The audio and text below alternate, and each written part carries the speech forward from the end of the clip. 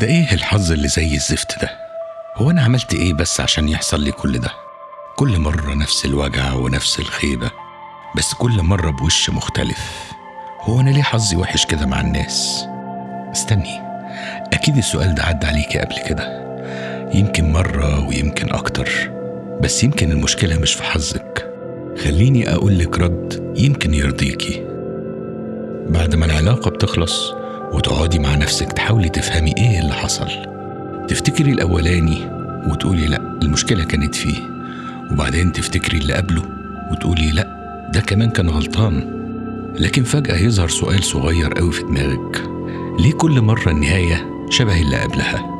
أحيانا المشكلة ما بتبقاش في اللي حصل، المشكلة بتبقى في الإحساس اللي عمال يتكرر. الغريب إن السؤال ده نادرا لما بنسأله في وقته، غالبا بنسأله بعد ما كل حاجة بتخلص. يمكن فعلا الأشخاص كانوا مختلفين، حكايات مختلفة، طباع مختلفة، لكن دايما النهاية كانت قريبة جدا من اللي قبلها.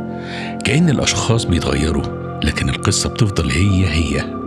وساعتها السؤال بيكبر شوية: هل فعلا في ناس حظها وحش في العلاقات؟ يعني مهما تقابل مين القصة لازم تمشي في نفس الطريق؟ ولا يمكن في حاجة تانية بتحصل وإحنا مش واخدين بالنا منها؟ إحنا يمكن بنختار كلمة حظ لأنها كلمة مريحة بتخلي اللي حصل كأنه خارج عن إرادتنا. السؤال ده افتكرته مرة وأنا قاعد في كافيه في الزمالك. المكان كان هادي والترابيزة اللي ورايا كان قاعد عليها بنتين بيتكلموا، واحدة منهم كانت بتحكي للتانية عن مشكلة بينها وبين خطيبها.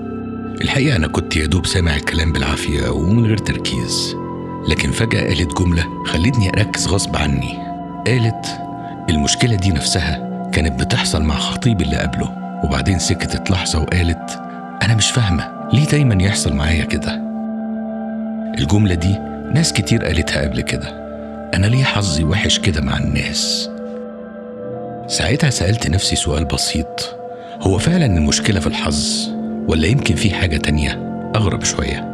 يمكن في ناس مكتوب عليها تعيش نفس القصة حتى لو الأشخاص اتغيروا، كأن القصة مكتوبة من الأول والأشخاص مجرد أدوار مختلفة فيها.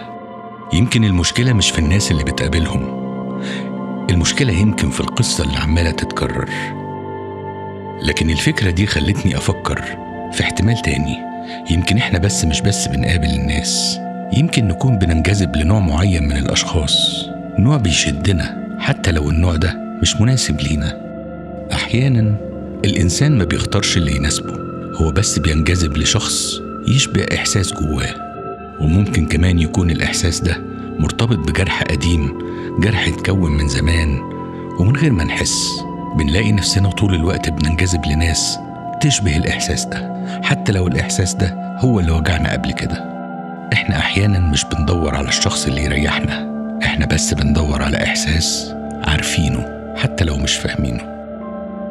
يمكن علشان كده بنقابل أشخاص مختلفين لكن بنعيش معاهم نفس التجربة تقريبا، نفس القلق ونفس التوتر، نفس الشعور إن العلاقة محتاجة مجهود أكبر عشان تفضل مستمرة. وساعتها القصة ما بتبقاش حظ، ويمكن كمان مش قدر، يمكن ببساطة إحنا بس بنرجع لنفس الطريق كل مرة فنلاقي نفس الإحساس ونفس النهاية تقريبا.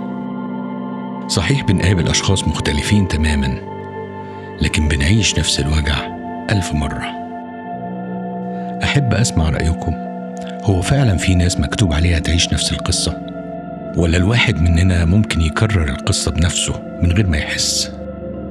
لو حسيت إن الكلام ده وصلك اعمل لايك وشير وما تخليش الحلقة تقف عندك، وسيب رأيك في التعليقات يمكن رأيك يفيد حد تاني، وما تنساش تعمل سبسكرايب عشان توصلك الحلقات اللي جاية. عرفتك في اللحظة اللي ما بين السلام والسكوت، لأنك كنت الحكاية اللي ثابت جوانا صوت.